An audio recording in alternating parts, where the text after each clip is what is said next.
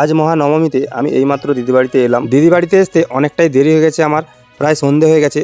কারণ ওয়েদারের যা অবস্থা, ঘন ঘন বৃষ্টি আসছে আর দিদির শরীরটাও ভালো না, তাই দিদি যাবে না বলেছিল। তো আমি এসেছি যখন, তাই জন্য বেরোলো। ঠাকুর দেখতে যাওয়ার জন্য আমরা সবাই বেরোচ্ছি। তো বেরোনো কমপ্লিটের পর আমরা এখন ঠাকুর দেখতে বেরিয়ে রাস্তার মধ্যে রয়েছি। আর আজকে আমরা সবাই মিলে হেঁটেই প্যান্ডেলগুলো ঘুরে দেখবো। আর দিদি বাড়ি থেকে সামনেই পুজোগুলো হচ্ছে, প্রায় 3-4টি প্যান্ডেল সামনেই দেখতে পাবো। তাই আমরা সবাই মিলে হেঁটেই যাচ্ছি। তো বন্ধুরা, ব্লগটা শেষ পর্যন্ত দেখো, আশা করি অনেক ভালো লাগবে। তো বন্ধুরা দেখো, আমরা এই প্যান্ডেলটার সামনে চলে এসেছি।